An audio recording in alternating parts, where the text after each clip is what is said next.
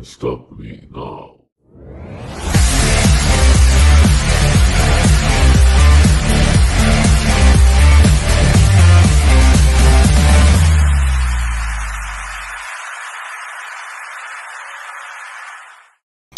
What is going on, y'all? You already know what time it is. It is time for the most uncut, unfiltered, and uncensored sports talk show you will find on social media.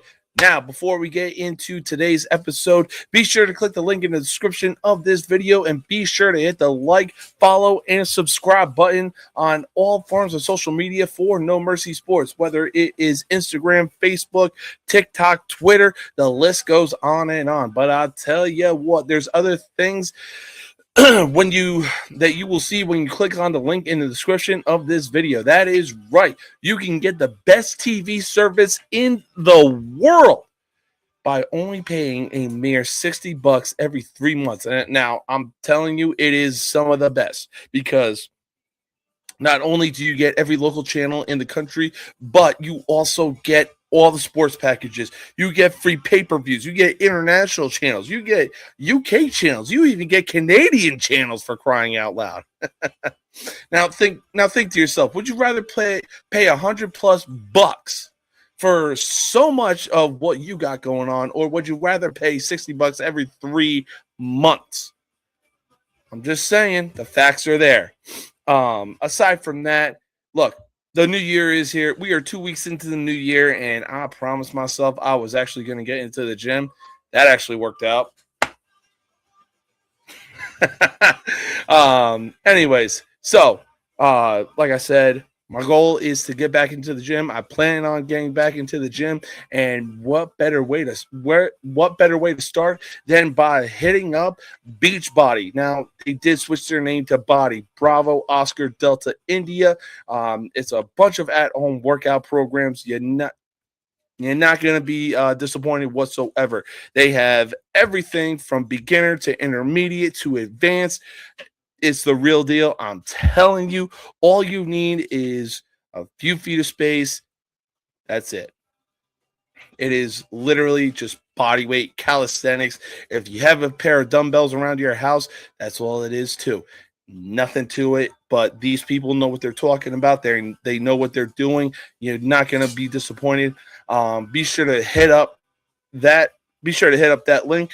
And be sure to use code JamesKBody, BODI, for 15% off your entire purchase. Again, you will not be sorry.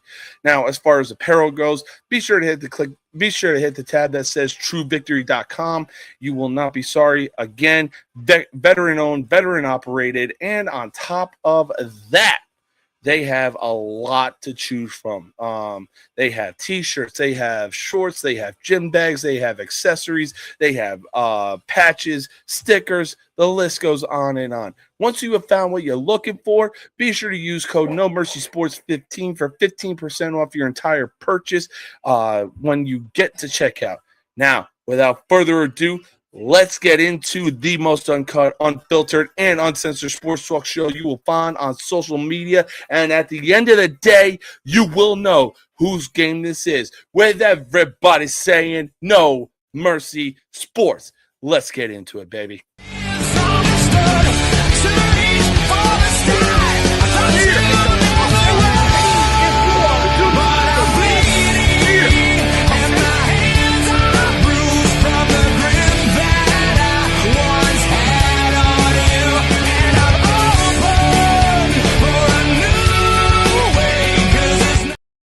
Oh, how I miss those 4th of July blue aviators from Blender Eyewears. Another place worth checking out. They got a hell of a collection, especially the Prime collection. Man, oh man. But hey, let's get right into it. Look, we are just mere months away from being on the road to the greatest college sports tournament of all time. And that shit is on the horizon. I said what I said, and you're not changing my mind about March Madness being the greatest college sports tournament of all time, unless you're married to someone who really thinks that the College Softball World Series is the greatest sports tournament of all time. Then you're probably straight out of luck. Anyways, so Going into the season, when I saw Purdue ranked above the defending champs Florida, I saw it as disrespect. But now that Florida is out of the rankings, or they're probably back in the bottom portion of the rankings, you know what? It's open season right now for anyone that has their eyes on the prize. With the rankings looking the way that they do, that is Arizona sitting at number 1, Iowa State at number 2, UConn. That's my pick to win the men's tournament. Sitting at number 3, Michigan sitting at number 4 after their loss to Wisconsin last weekend. Wow, what an upset. And then you got Purdue sitting at the 5 spot. With the rankings looking the way that they do, who will emerge and be raising the national championship? Now,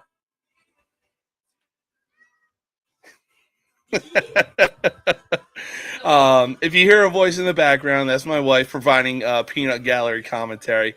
But like I said, look, UConn is my pick right now. So long as that they have Dan Hurley, I mean, look, they're third in the nation for a reason. Yes, they have one loss and everything like that. Yes, Arizona and Iowa State are undefeated right now and ahead of them. But you know, hey, this is the beauty of the March Madness tournament. You never know who is going to end up in a national championship game. I mean, look at FAU just a few years ago. They went 31-3, made it to the national championship game, played San Diego State, and San Diego State would end up winning. But I tell you what, like I said, this is the beauty of the March Madness tournament, baby. We see Cinderella runs. We obviously see 12 seed up. We see the 12 seed upsetting the 5 seed, for crying out loud. You know, you never know what's going to happen in this tournament. It is single game elimination. And look, I mean, for Christ's sake, Oakland of all teams went on a run a few years ago.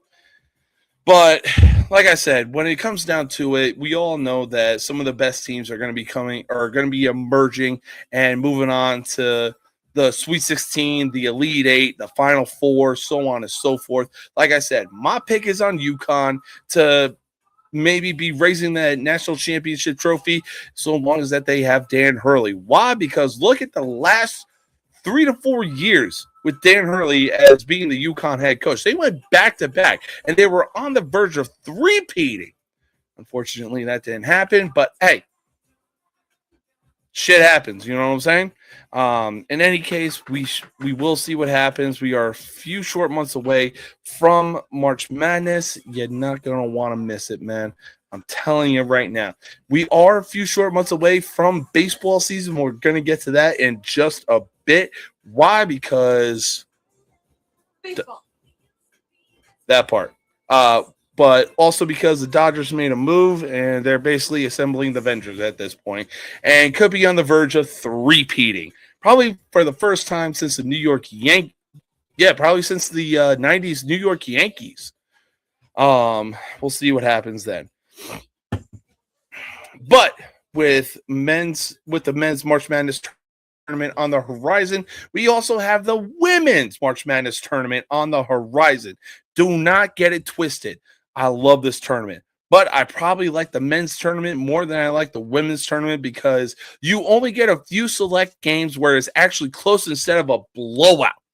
Example, the current defending champs being the UConn Huskies have been who would put belt to ass on South Carolina in the championship game.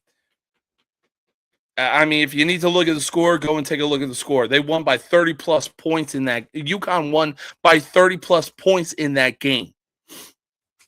In any case, with the women's top 5 looking the way that it does right now, I believe it's Vanderbilt, South Carolina, Texas, and UConn.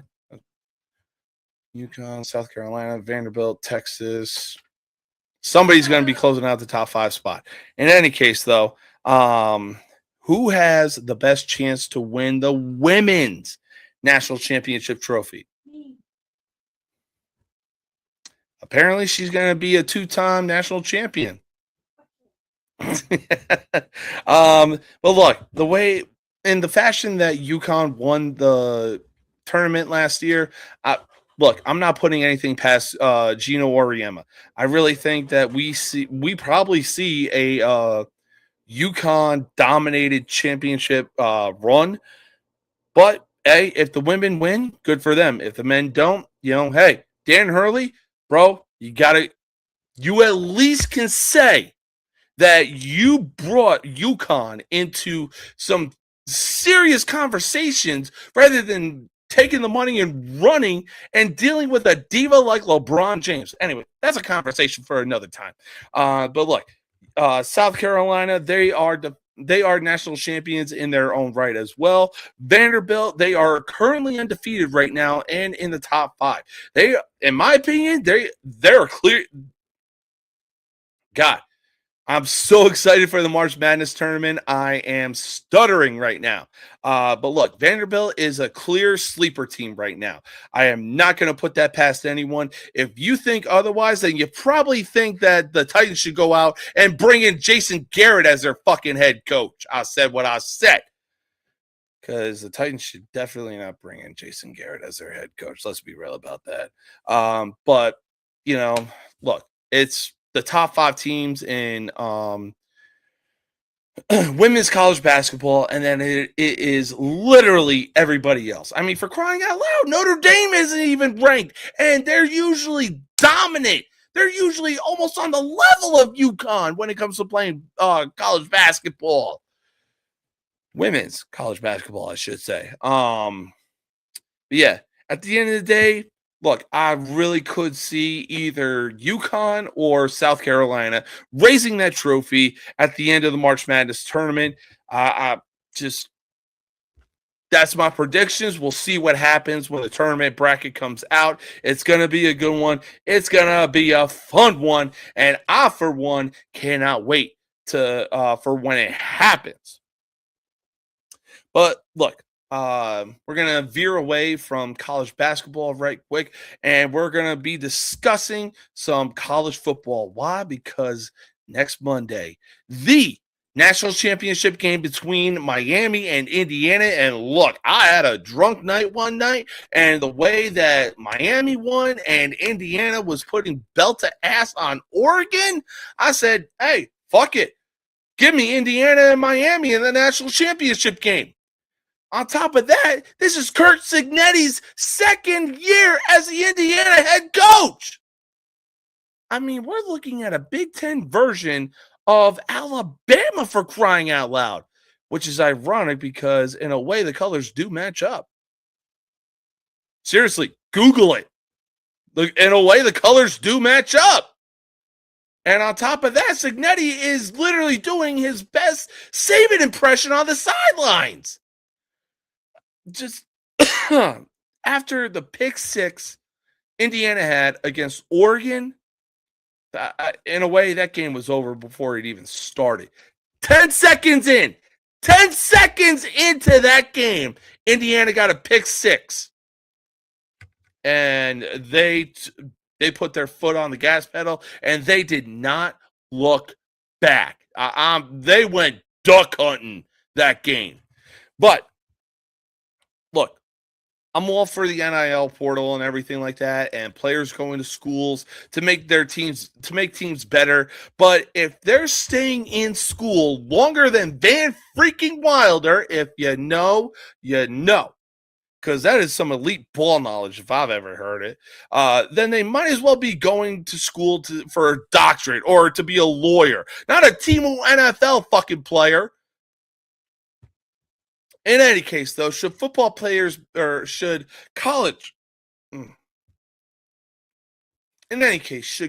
football players be given a limit of how many years they can play football, even with the transfer portal?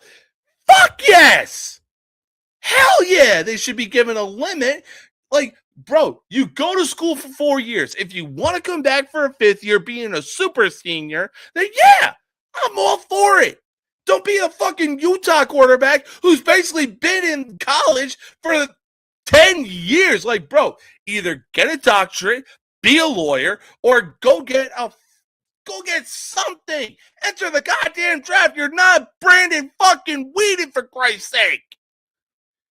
And then, look, I respect what Carson Beck has been doing since he's played college football for Georgia. He's a multi-time national champion. And obviously, he went down to Miami for personal reasons. But look, the combination between him and Mario Cristobal, it speaks volumes. Miami is back in the national championship for the first time since 2002. But dude, you have been playing college football for 7 fucking years. If you can't win a national championship, at least have a plan B to fall back on. At least be doing something. Go to school for a fucking degree, for crying out loud. Go to school for something. Don't just go to school to play college football for basically your entire life. Next thing you know, you're on the field and the commentators are like, oh, here comes 50-year-old Carson Beck for Miami or whatever team he's going to be playing for because of the NIL transfer portal. Oh, boy. It's insane. I mean, look, I guarantee you, if Fernando Mendoza has been playing college football for a while, that's fine. He's been running under the radar. Yeah, I'm pretty sure Michael Penix Jr. has been playing college football for a while. Again, flew under the radar and finally got his name put out there when he was playing for Washington and got them to the Final Four of the college football playoffs last year. Or 2 years. Or no, he got them to the national championship against Michigan. Yeah, 2-3 years ago, give or take.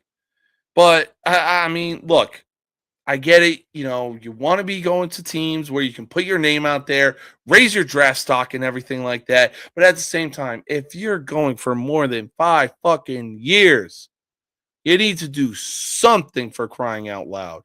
I'm pretty sure Diego Pavia, look, he went to New Mexico State and everything like that. Oh, wait, hang on.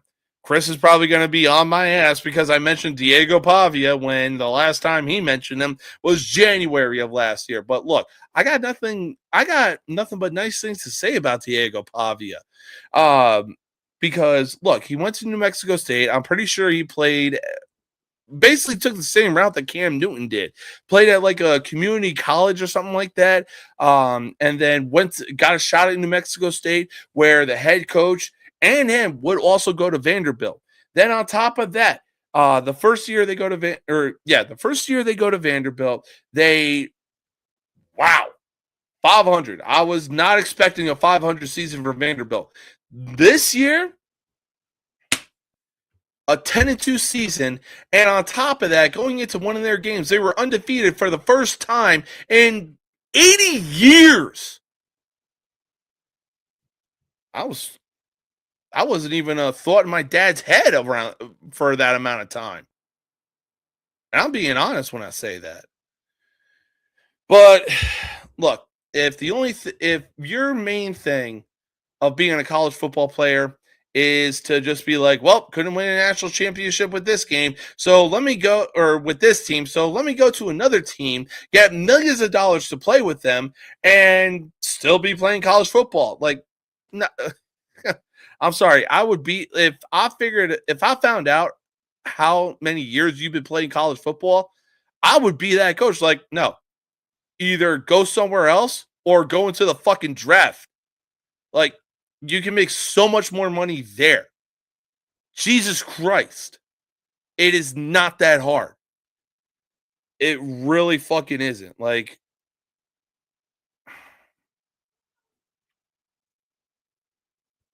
it's not that fucking hard, guys. Play your time, do your time, play your time. If you don't win a national championship, boo. Boo. Oh my God, you don't win a national championship. At least going to the NFL draft, odds are one of the shitty teams are going to get you. Are you going to go from a winning team in college to a shitty team in the NFL? Yeah, but at least you can say you made it to the fucking NFL. For Christ's sake, people. But let's move on from that. Why? Because the national championship is next Monday, and I, for one, cannot wait and see what happens between Indiana and Miami. I mean, look, at first I was against Miami being in the college football playoffs. Look, I'm a Notre Dame fan. I'm willing to admit it, but I'm not. And I was saying, like, yo, Miami shouldn't be in the college football playoffs because they lost to two unranked teams. Y'all can bitch about that in the comments all you want, but I stand firm on what I said. But once I saw what the two G5 schools were doing in the college football playoffs, being Tulane and JMU, hell no. Oh, I switched up real fucking quick. Like, no. JMU and fucking Tulane had no business being in the college football playoffs. But they won their conference. Good for them. You want to know what happened? Tulane got the shit kicked out of them against Ole Miss, and then for JMU, the game was basically over by fucking halftime. You want to know what happened after halftime? Oregon gave up, and they still won by 20 points. The fuck out of here. They had no bit. I trust fucking Vanderbilt in the college football playoffs. But speaking of which, right now, the national championship is going to be held at the Hard Rock Cafe Stadium in Miami, which is kind of ironic when you think about it. But, hey, I will say this. There truly is nothing like college football, and you can't change my mind on that. Call it crazy talk or whatever, but I straight up said after working from noon to close or whatever, went home, had some drinks, watched some of the games, and I was blown away by what I was seeing in some of these major bowl games between, Ole Miss and Georgia, Indiana and Alabama, Miami and Ohio State. Like, I mean, it was just absolutely insane. And now that we got Miami versus Indiana in the college football playoff or in the national championship game, I straight up said, give me Indiana versus Miami on a whim, right? On a whim. Not even bullshitting when I say that. Anyways, this Monday, the national championship is set at wow. Probably should have looked at the typing I did. In any case, this Monday, the national championship is set to take place in Miami. The two teams being Indiana and the Miami Hurricanes. Can the Miami Hurricanes win their first national championship since 2001 with home field advantage? I mean, look, honestly, I like Miami. I like what they've been doing. I like the kind of ball that they've been playing. Not the kind of ball that they were playing against SMU or Louisville. But it really all depends on what version of Carson Beck is going to be showing up. It really all depends on how much film studying Mario Cristobal has been doing on the games that Indiana has been playing.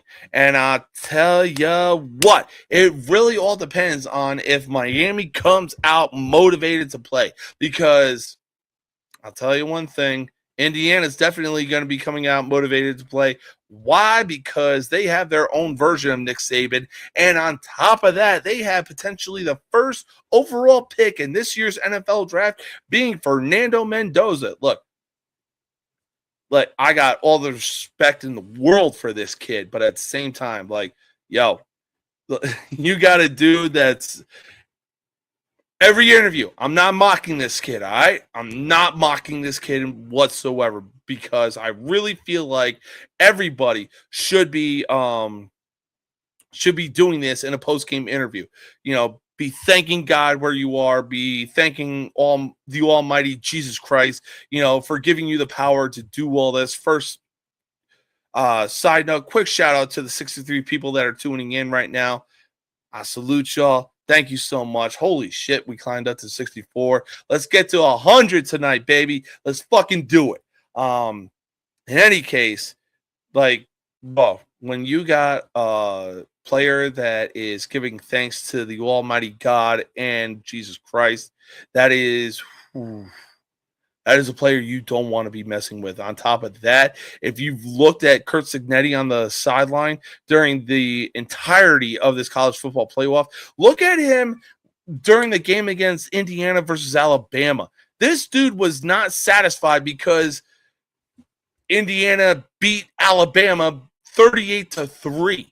This dude was not satisfied with that kind of win. He was looking for a 70-plus point win against Alabama. And that is some scary shit if you ask me.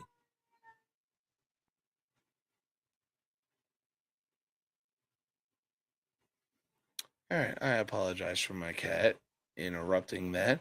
But yeah, I mean, look, I like Miami. I like what they've been doing since they came into the college football playoffs and everything like that. But I mean, the role that Indiana has been on right now, I'm honestly going to have to take Indiana in this game. I'm taking Indiana by double fucking digits. Look, again, Miami, love what you've been doing, but there's no way you're beating Curt Cignetti in this Indiana team. Mind you, by the way, Indiana has 0 5-star players on that team. He is doing this with 4-star players and less. Keep that in mind. But like I said, I'm going with Indiana in this game by double digits. I mean, I'm hoping for a good game, but at the same time, in a way, I'm kind of expecting a game the same way that it was Georgia versus TCU. But TCU deserved to be there because they earned it. Okay. Look how well that turned out. In any case, though, we're going to take our first commercial break, and we will be right back in just a bit. We're going to talk some NFL. We're going to talk some baseball. Why? Because we are on the verge of baseball season. We are a mere few months away from watching football to sitting on our couch, watching a baseball game because, hey, in a certain way, there's nothing better, and screaming at the TV, what the fuck are you looking at? I said what I said. But until then, we will be right back in just a minute.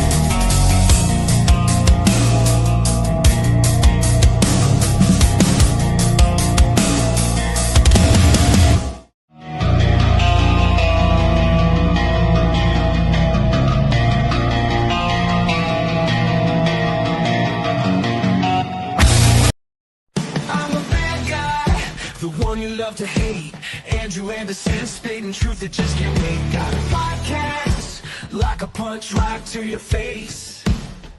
College sports villain taking it over the place. I bring the facts whether you like it or not. Dropping truth bombs, giving it all I got. They call me a villain. Well, I wear that badge with pride. Nothing but secrets they try to hide.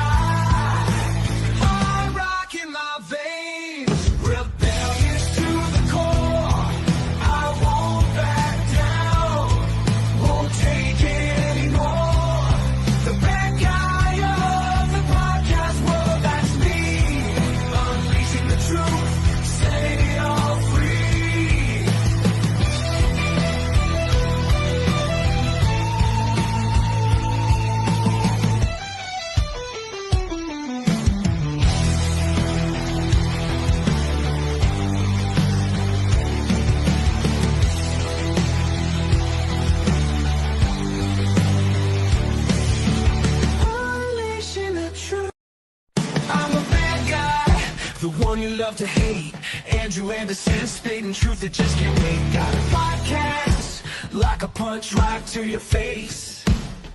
College sports villain taking it over the place. I bring the facts whether you like it or not. Drop dropping truth bombs, giving it all I got. They call me a villain. Well, I wear that badge with pride. Nothing but secrets they try to hide. Hard rock in my veins, rebellious to the core.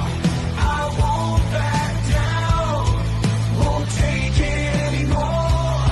The bad guy of the podcast world, that's me, unleashing the truth. I'm a bad guy, the one you love to hate. Andrew Anderson, spitting truth that just can't wait. Got a podcast, like a punch right to your face. College sports villain, taking it over like me.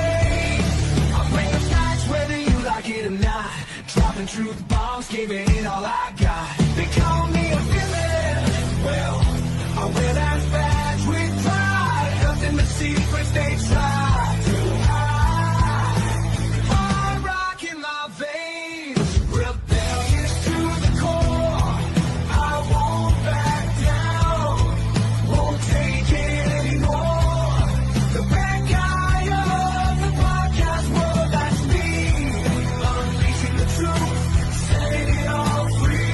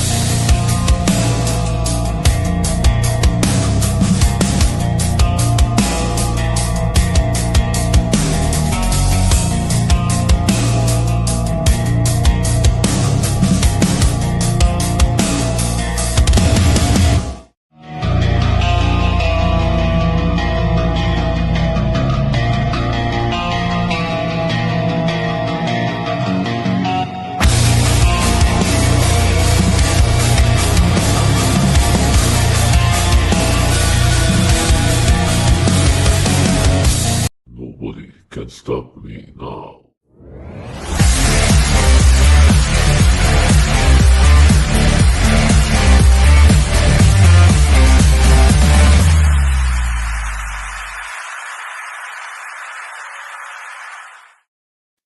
Welcome back, baby. All right, now we're going to get into some football and baseball talk real quick, but But first we're gonna recap some of the things that we just discussed. We got somebody waiting backstage. Here he is. I'm a bad guy, the one you love to hate. Andrew Anderson, spitting truth that just can't wait. Got a podcast, like a punch right to your face. College sports villain, taking it over the place. I bring the facts whether you like it or not. Dropping truth bombs, giving it all I got. They call me a villain, well, I wear that badge with pride. Nothing but secrets they try to hide. Hard rock in my veins, rebellious to the core. I won't back down, won't take it anymore. The bad guy of the podcast world, that's me. Unleashing the truth, setting it all free.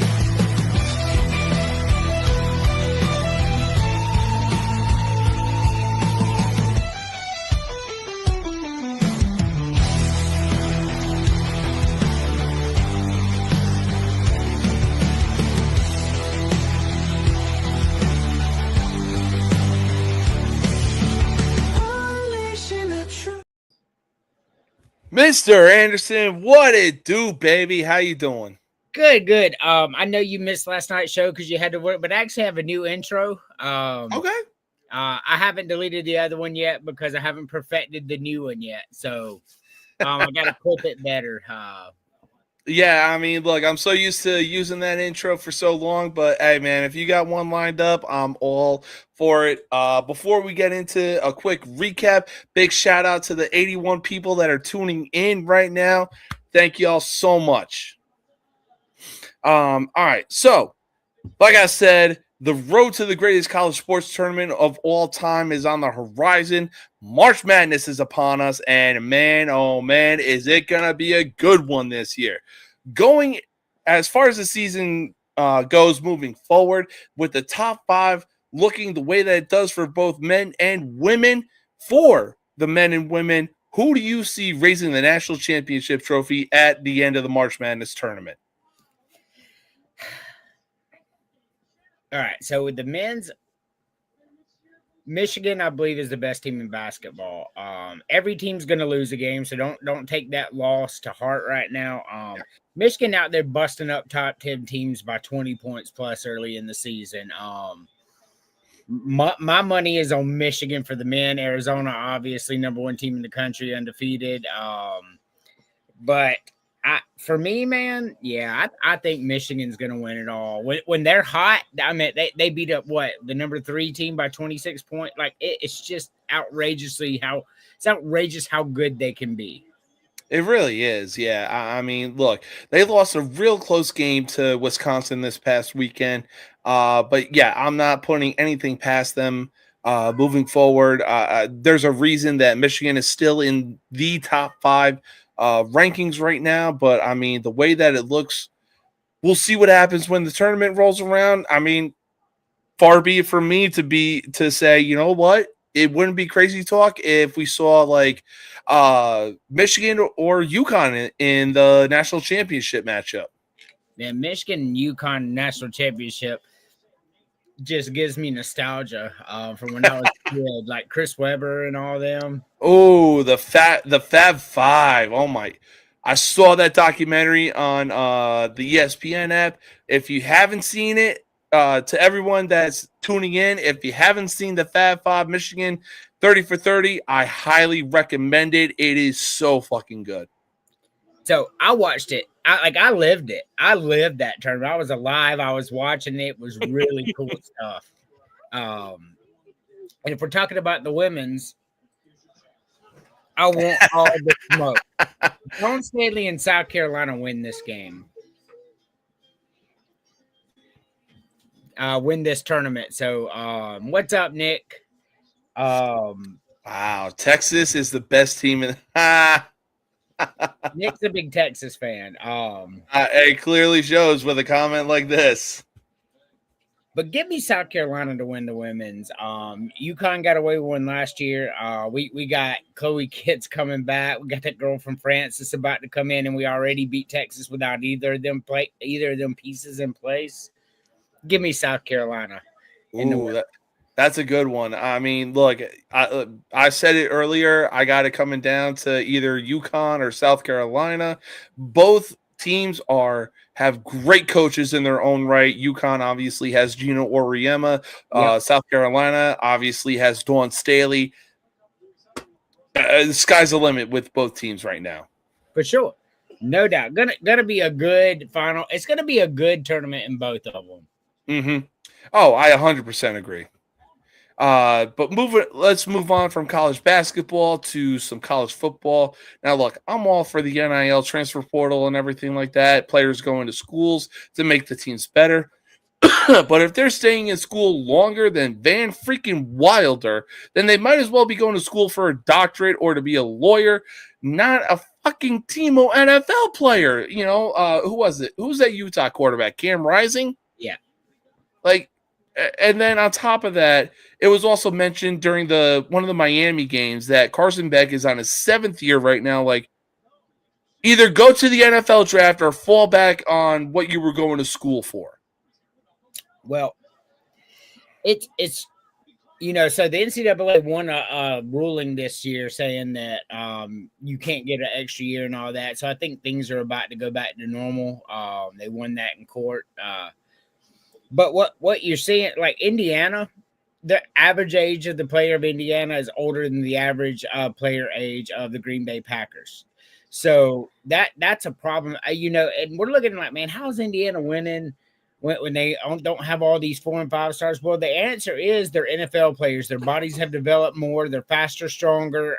I mean, they're essentially out there running with the NFL team with NFL age players. That's what you're seeing. That's why Indiana's so good. It's ridiculous, and it needs to come back to 18 to 24. There needs to be an age cap on it. I mean, one of the things I said about on this topic was like, yo, if you feel like you couldn't do anything in the 4 years and you want to come back, do the super senior year, I'm completely fine with that. But if you're going beyond that, my guy, at this point, you might as well accept the fact that you're probably going to go to the Cleveland Browns. You're probably going to go to the Las Vegas Raiders. You're going to be going to a losing fucking team because, in a way, you've been so used to winning for so long. You got to embrace the suck. Well, Indiana will be back to sucking soon enough. Mm-hmm. So, yeah, we will see what happens. Yeah, they want to change it from 4 to 9 games. That's crazy. Hell, just put that whole season redshirt. Yeah, no, for sure. Yeah, honestly, I didn't even know that. The only thing I knew was Indiana was filled with a team of 4-star recruits and less, and it was like, how the fuck is Kurt Signetti doing this? Everybody's old. Mm-hmm. Yeah, I mean, like, people say that, but an 18-year-old's body is not as big as a 24-year-old's body can get. That's just the way age goes. Yeah, absolutely. No, I 100% agree. That's what you're saying. Oh yeah, but right now, this coming Monday, the national championship is on the horizon, and call it what you will, but during one of the bowl games, just out on a whim, I was like, you know what? We got so much chaos going on in the college football playoffs. Give me Indiana versus Miami. Well, wish fucking granted. Indiana is set to battle the Miami Hurricanes, and right now, it's not looking good for Indiana because Miami has home field advantage and their first national championship appearance since 2002. Could Miami walk away with the championship for the first time since 2001? Tell him to be quiet. I've got Miami winning this game. I'm going to be honest with you. Their defense and what they did to Ohio State, beating Ohio State by 10. Let's not forget Indiana needed Ohio State to miss a 27-yard field goal to win. Iowa kept them to 20 points. And I'm telling you right now, Miami's defense is better than Iowa's. So I'm looking for Miami to I'm looking for Miami to keep keep the score low. On that side, and I mean, Miami's going to put up 24 points. I mean, they do that consistently no matter who they play. I think Miami wins this game 27-24. Don't let Emily see that. Bama's a poverty school. It's just a comment. We didn't say that. Yeah, no, we're not 100% believing that. Cool. Don't put a spell on us, Bette Midler. Love you, Emily. Uh-huh. I was gonna say the same fucking reaction my wife gives me. Babe, love you. Sure you do. But honestly, I really think that Indiana walks away with the championship. The way that Kurt Cignetti has been coaching this team, you got Heisman Trophy winner Fernando Mendoza looking good. And honestly, again, I'm not knocking this in any way, shape, or form. But when you got a quarterback or just college football player in general, doing post-game interviews like, hey, first off, I want to give thanks to glory, the Almighty God, and His Son, Jesus Christ. That is a very dangerous player not to be messed with. Right. So, but just in a way, the season that Indiana has been having, I'm going to have to go with the Hoosiers on this one. All right. I think it's going to be a good game. I just Miami from week 3 to week 9, man. If that team shows up, they win. Yeah, no, I 100% agree. But hang on, let's get into some NFL talk now. In the case of the Philadelphia Eagles being the defending Super Bowl champs, the Eagles, you are not the defending champs. That was a reference that was set up on its own. Well, they are not the defending national world champions, but they are the current world champions. That they are. But look, I will say this. The Eagles had everything going for them. Avenging their Super Bowl loss to the Chiefs with a roster so stacked they were destined to go back-to-back. And if that wasn't crazy enough, they went up against an injury-ridden Niners team in a game they most definitely should have won. Was the Super Bowl win against the Chiefs a bigger one-hit wonder than their win against the Patriots? No, man. I mean, the Eagles won a lot of games the last few years. I mean, sometimes you just lose games. San Francisco's a really good team. I mean, I told you at the beginning of the playoffs that San Francisco's the team I had coming out of the NFC, and I'm still sticking with that at the current time. I just think that they ran into a team that was better than them on that day. Yeah. No, I mean, I'm not knocking anything you're saying. I'm just saying the way that the Niners were looking with their roster, like they had a whole bunch of injuries on that roster, and Eagles should have capitalized. I mean, for crying out loud, on social media, I saw a 10-year-old with one of the most realist takes I've ever seen in my life. He goes, A.J. Brown, you need to kick rocks. You're complaining to the coach that you need more catches. The second that a catch comes to you, you drop it. Kevin Petula, you can go flip burgers at me. Like, this is a 10-year-old kid. Those were his exact words. People get emotional over their sports teams. They do.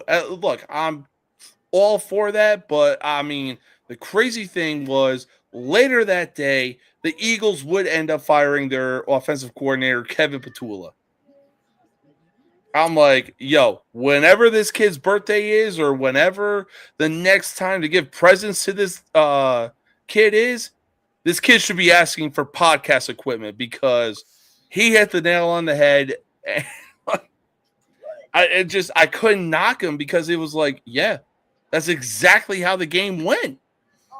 It is.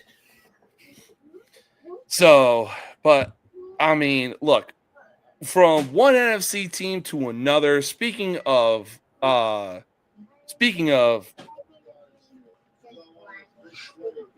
insane turnarounds, I mean, I said going into the season, Caleb Williams has no excuses whatsoever. The Bears would then proceed to invest in an offensive line, bring in a new head coach from the Lions of all teams. And since then, the Bears would go 11-6, win the NFC North, and get the 2 seed in the NFC playoff. On top of that, as soon as the playoffs started, they would erase an 18-point deficit. Jellybean, shut up! Anyways, the Bears would erase an 18-point deficit against their rival team, being the Packers. Are the Chicago Bears back after their comeback win against the Packers last week? I just want to say, I told you before at the beginning of last season that Caleb Williams was that dude. There's no doubt in my mind, man. That guy plays lights out. But the fairy tale ends this week. The Rams are going to win this game. The Rams are a really, really good football team.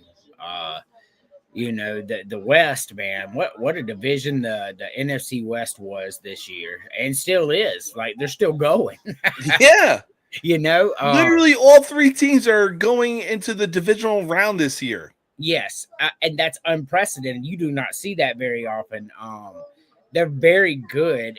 And the Bears, as good as they are, the Rams are better. We're going to get to them in just a bit, Christina. I think the Rams win this game 31-20. Ooh, okay. Well, I mean, honestly, I'm on a high after going undefeated last week. Like, wow. Yeah, that ain't going to happen again. We shall see. I mean, the one thing that the Bears can't afford is to go down 18 points again. I think Ben Johnson and Caleb Williams are studying some of the Rams game footage against the Carolina Panthers. Mind you, the Rams barely escaped with a win against the Panthers, 34-31. Probably would have been a different story.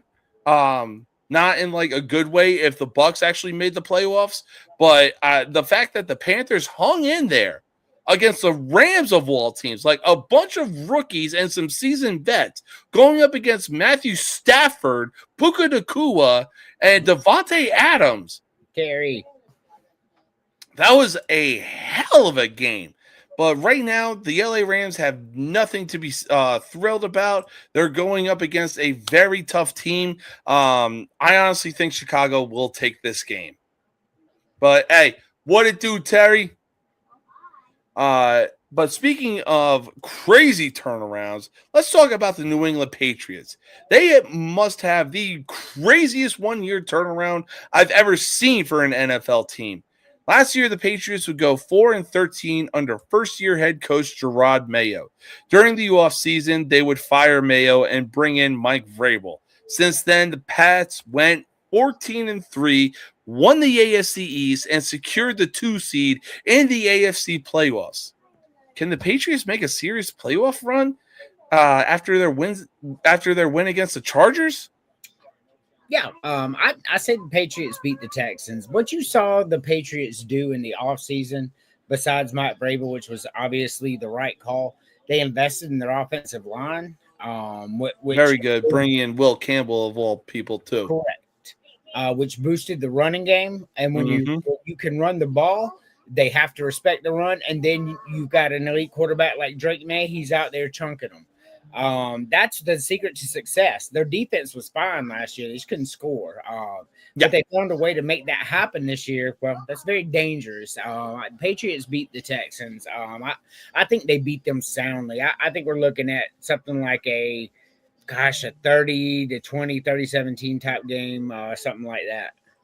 I honestly could see that as well. The Texans really do have a good offense. They got a solid defense and everything like that. On top of that, you also look at what the Patriots have to offer for offense. They do have veterans, Stephon Diggs. They got Kayshon Boutte, who is vastly underrated in my opinion. And when Stephon Diggs isn't there, Booty is able to step up, which it's hard to keep a straight face mentioning that dude's name. But in the backfield, you got Ramondre Stevenson, you got Travion Henderson, and then obviously you got the big man up front being Will Campbell, who literally said he is willing to go to war and die to protect his quarterback. Yeah. That is a scary dude. I mean, you pay me about $36 million over a course of 3 years, and I'll protect whoever you want me to. Exactly. I 100% agree. But I'll tell you what, with March Madness being around the corner, we got an all-time classic sport around the corner, Major League Baseball. I cannot wait for this season, but then again, I really can't wait for this season. Why? Because there's a new villain on the block in MLB, and it ain't the Yankees anymore. Since 2020, the Dodgers have won 3 World Series and have basically been signing players on the level equal to the Avengers. Right now, the Dodgers have just won back-to-back World Series championships and are continuing to sign superstars, including signing Kyle Tucker to a 4-year, $240 million contract. As it stands right now, are the Dodgers a bigger villain to MLB than the Yankees have ever been? You know, it's different. The Yankees were out spending people back then, yeah, for sure, but not like this. Modern sports is really sad. College football with outbidding people, recruiting means nothing. You don't have to recruit commits nobody of anything anymore. It's like, hey, I'll give you $3 million. Baseball, no salary cap, no nothing. Spend anything you want. So you got large markets like LA, Kansas City, and stuff like that. They can't compete. Like it's not. They have 2 players on their team that they pay that will make more than entire baseball rosters this year. And I think it was 8 teams that will not make as much combined as 2 players they're paying on the Dodgers right now. That's a problem for me. The Dodgers, we can call them villains and that's cool, but what it's done is made baseball not fun anymore. Mm-hmm. There's no point in watching baseball. Everybody knows the Dodgers are going to win it all. And you can't get excited about your team. I would say they're villains. They're going to kill the sport. Manfred's going to kill the sport. Yeah. With the blackouts and no salary cap, he's going to kill the sport. That's what's going to happen, and it's a shame. And the Dodgers, it's a whole trash situation in my opinion. It really is, and I 100% agree. The fact that it really all started with Pete Rose passing away. Every team had a channel that you could tune into, being the Bally Sports Network and everything like that. But now it's like, oh, we're going to move on from Bally Sports because they can't bring in the kind of revenue that we expected them to bring in. Like, what did you expect? You're giving teams like the Cincinnati Reds, Miami Marlins, so on and so forth.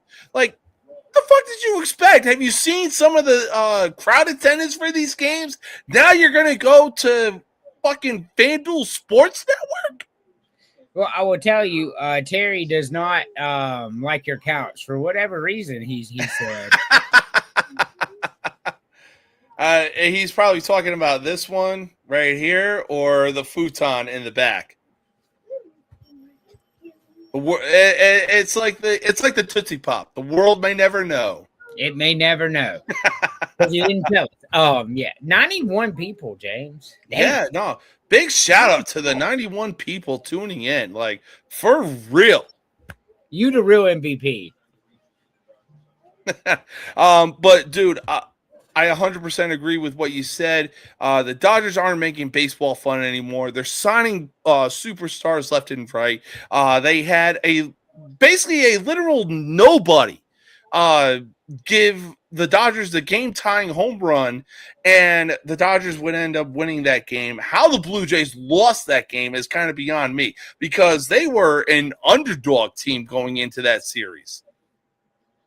I mean, once again, it boils down to the old thing. I mean, You can't take North Carolina. Elite ball knowledge, Terry. Elite ball knowledge. You can't take North Carolina State and have them go out there and beat the Denver Broncos. Yeah, no, for sure. That's what the Dodgers are doing to the rest of the league, and it's crap, and I really just don't care nothing for baseball. Can't watch the Braves. Got to catch 2 games last year at all. I have no desire for Major League Baseball. It's a dead sport, Manfred's trash. You can't even watch the team in your own market unless you pay $19.99 and then $12.99. I'm just done with it. Like, I have no love for baseball no more. Yeah, no, I mean, I'm still going to be tuning in because, like I said, I cover every sport imaginable better than whatever the fuck First Take and fucking FS1 is doing right now. I mean, this sums it up right here. Because it does suck. I'm done. It does suck for real. Yeah. Anyway, I mean, I might feel a little different if I could watch 30, 40 Braves games a year. I got 2 out of 162 because of the blackout. So tell me how I'm supposed to keep up and watch. Like help me out here. How am I supposed to follow them? No, I completely agree because, like, yo, I got the ESPN app, and I'm like, oh, bet I'm back in Chicago. I should be able to watch the Blackhawks on ESPN Plus and everything like that. Go into the ESPN app. Oh, blackout because you're there. Yep. Are you fucking kidding me? Yep. Like, we're literally in the goddamn state. We should be able to watch it. Couldn't agree more. Hey, look, say what you will, but Nolan Arenado is a Gold Glove winner at third base.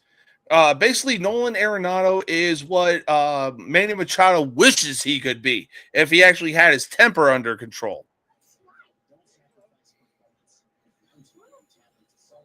Oh, wow. Kurt Schilling Diamondbacks throwback. Wow. Was that when they had like the black shirt underneath and the sleeveless gray and white shirt, Terry? So you're almost right, yes. Oh, Terry, my guy. We got to bring back the 2000s jerseys. Like, those things were so fucking elite in their own way, shape, or form. I loved them. Oh, yeah.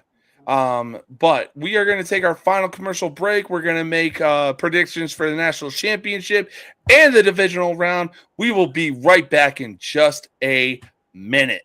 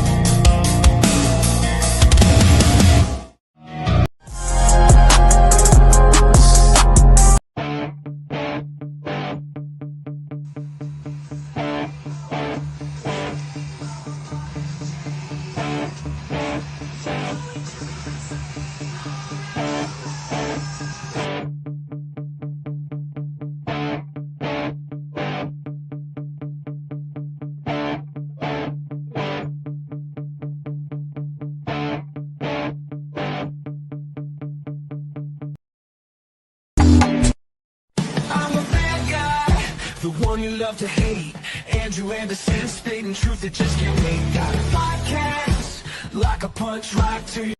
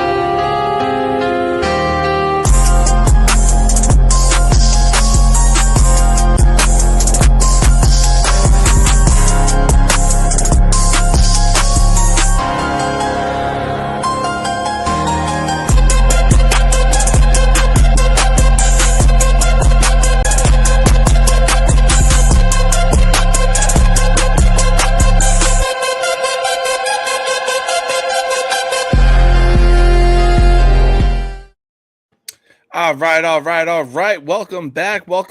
We got a lot of stuff happening this weekend. We even got a lot of stuff going on this coming Monday. First things first, let's start with the national championship. The game is being held in the Hard Rock Stadium of Miami Gardens, Florida, where Miami happens to play. Number 10 Miami goes in to their home stadium to take on the number 1 team in the country, being Indiana.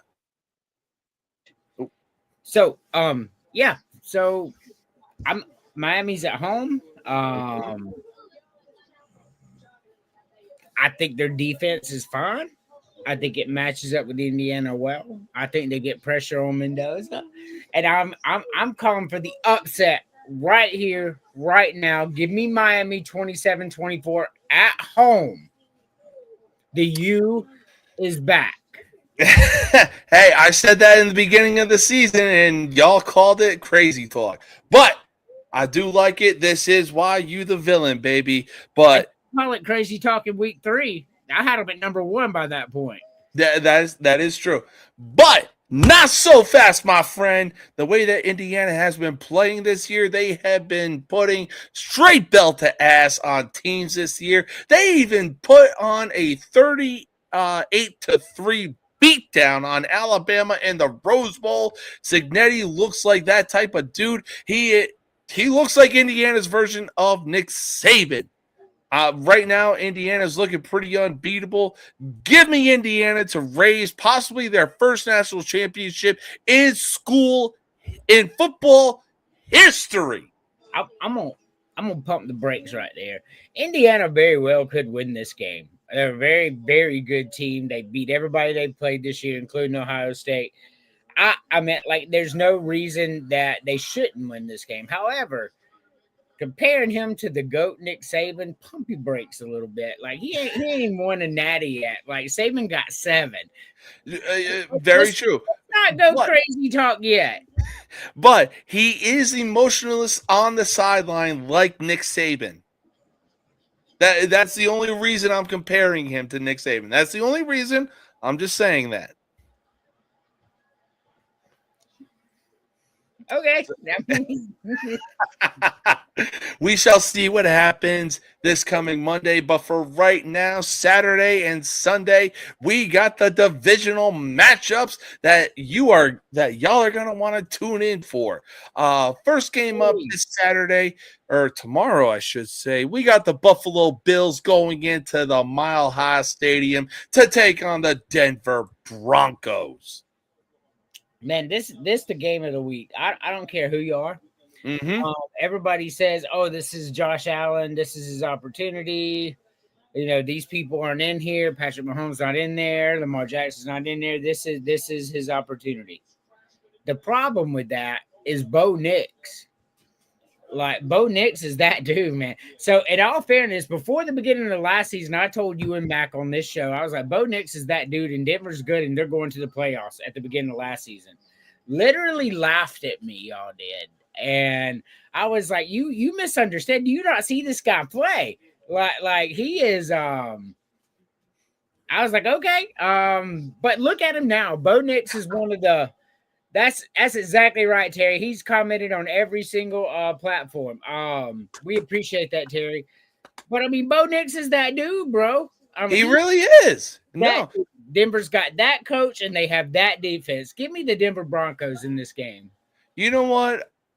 You couldn't have hit it any better on the head. Like, it was more of a fact of like, yo, let's see what Sean Payton and Bo Nix can do in their first full season together. Because I think for so long it was Sean Payton and Russell Wilson, and then towards the end of the season, Bo Nix got the start, and it was like, all right, well, the Broncos ain't gonna be doing anything. So now Bo Nix is getting the first full-time start. Let's see what happens. Well, we saw what happened. They got the 1 seed locked up, and now they're welcoming in the Buffalo Bills. Like I said, you couldn't have hit the nail on the head any better than you did.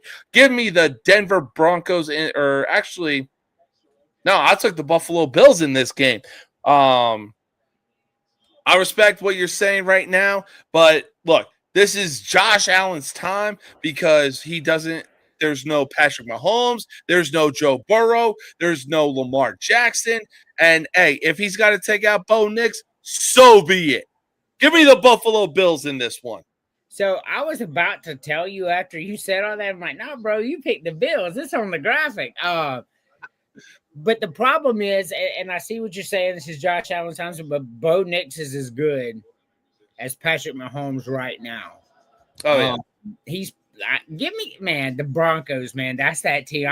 Broncos may win it all. Whoever wins this game, I have winning it all. Period. Oh, yeah.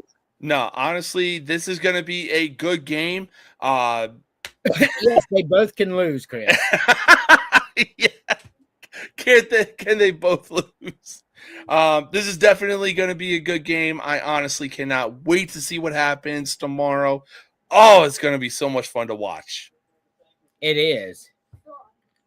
But all right, so from one seeded team to another one, we got the San Francisco 49ers going into Lumen Field, Seattle to take on the Seahawks. So this game right here, and I know how you feel about one of the quarterbacks in here, but I don't feel the same. So before I make my pick, look at the counter. Look above your head. Holy shit. Triple digits, baby. 100 people watching live. Thank you so much. 100 people get to hear me say this. The Bills are not going to win. Neither are the Seahawks. Ooh. Sam Darnold is not that dude. You want to talk about overrated? You want to talk about going to get his comeuppings right now? We're about to show you exactly what Sam Darnold is. That 49ers defense is going to be in his ass that whole game. CMC is going to run at will. 49ers win this game. Go ahead, retort. You know what? I will fucking retort. I will. And I'll tell you this. The San Francisco 49ers are too injured right now. Fred Warner isn't going to be playing. That's don't have Bosa. You said what? That's what they said last week about the 49ers, but continue. They don't have arguably the best edge rusher in the game being Nick Bosa. They barely have an offense going for them right now. But I mean, come on. Like, come on. I was the one dude last week who picked the Niners to beat the Eagles and went undefeated that week.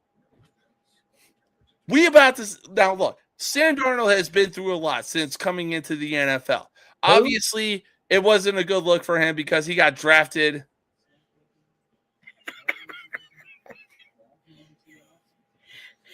We're about to see. We're about to see indeed. Now, obviously, Sam Darnold didn't have a lot going for him because he was drafted to the New York Jets. And the only two dudes I can really think of that were actually set up for success were Mark Sanchez and Joe Namath. Since then, no other quarterback that they have drafted or brought in has been set up for success. Are you kidding me right now? Since then, Sam Darnold has gone on a journey, got his career revitalized when he landed in Minnesota, dealt with a head coach being Kevin O'Connell the same fucking way Baker Mayfield essentially went through the same fucking thing. Now Sam Darnold has a contract. Now he led the Seahawks to the 1 seed in the NFC playoffs. That's crazy. Give me Seattle in this game. You gonna take the L? Nah, San Francisco is too injury-ridden right now. The Seahawks, they got Jackson Smith and Jigba. They got Kenneth Walker. They got Zach Charbonnet. The defense is looking pretty good. I cannot fucking wait for Saturday. It's going to be so good. I mean, they split the season series. Both games were really close. I mean, we said the same thing about the defending Super Bowl champions. The 49ers were too injured to get past that, including me. I said the same thing, except for I think San Francisco is the best team in the NFC. I still believe that. I give me the 49ers. Oh, I can't Not wait for tomorrow. 49ers. Hate them. I can't wait for tomorrow. It's going to be so much fun. But this is where the real games happen. Why? Because Sunday we got the Houston Texans who beat the Steelers 30-6, going into Gillette Stadium to take on the New England Patriots. This game's gonna be close. Mm-hmm. Now that we're getting our Niners got lucky against the Eagles. Okay, Chris. It was a good game to beat the Eagles, man, on the road in the playoffs. That's massive to me. That shows what San Francisco is. But Texans are going to keep this game close.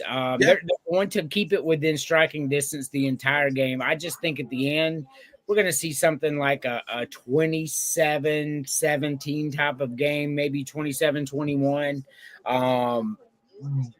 But the Patriots will eventually pull away in the end. No, I completely agree. I'm going with the Patriots as well. I mean, they essentially have their own version of Dan Campbell being Mike Vrabel right now. Their offense looks legit. The defense looks legit as well. I just got an update saying that Christian Gonzalez is cleared concussion protocol, so he will be in the game against the Texans. And in a way, it's going to be somewhat of a defensive battle. But in the end, I think the Patriots find a way to pull it off because that's the Patriot way. Yeah, no, for sure, man. I agree with you. Patriots all the way. Yeah. And then finally, this is going to be a cold one. It is going to be 18 degrees in Chicago as the Bears welcome the LA Rams. Man, the LA Rams are a 4.5-point favorite on the road for a reason. They're a better team than the Bears.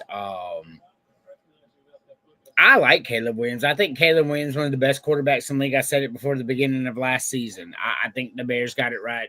Fields wasn't that dude, and Caleb Williams is, whether we like it or not, right? I like Caleb Williams personally. But I think this is where it ends for the Bears. The Rams are really, really good. Whoever wins the NFC is coming out of the West. Because after this game, it will just be 2 NFC West teams in the NFC Championship games. But in this game, give me the Rams. Big. You know what? Last week, I was picking teams on a win. Or on a whim. I literally picked the San Francisco 49ers just because I hate the Philadelphia Eagles. I picked the Chicago Bears just because I don't like the Green Bay Packers. But right now, the formula for Ben Johnson and Caleb Williams has been working somehow. Obviously, it shows because they were able to race an 18-point deficit against the Packers in the wild card. They're 11-6. They're the 2 seed in the NFC.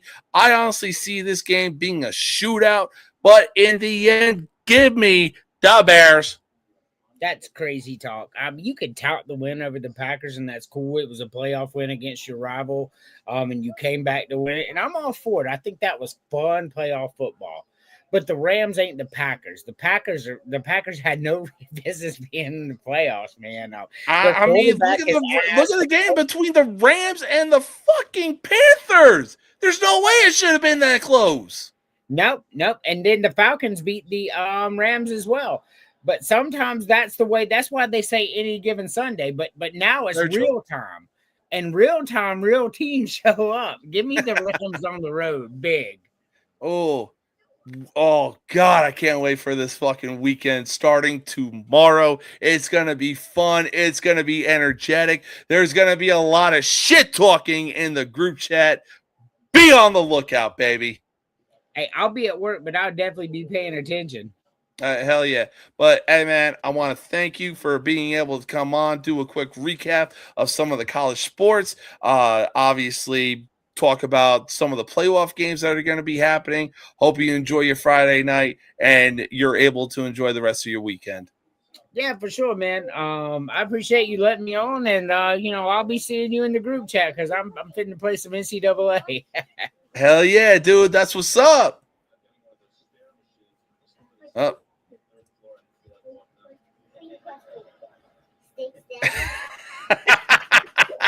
We shall see what happens this fucking weekend. Let's fucking go. I cannot fucking wait. But hey, man, enjoy the rest of your night. Hope you have a good night with the wife and kids. Thanks, man.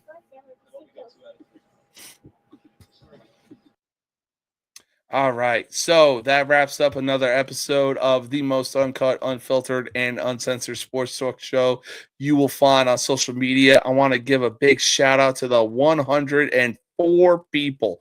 104. Are you fucking kidding me? Let's fucking go, baby. Now, not this weekend, but next. I mean, I gotta put my goddamn drink down for this one, but this weekend is going to be action packed with the divisional round of football games. Next weekend, get ready for the first stream of 2026 for UFC 324. It is going to be an awesome one and it is going to be a fun one.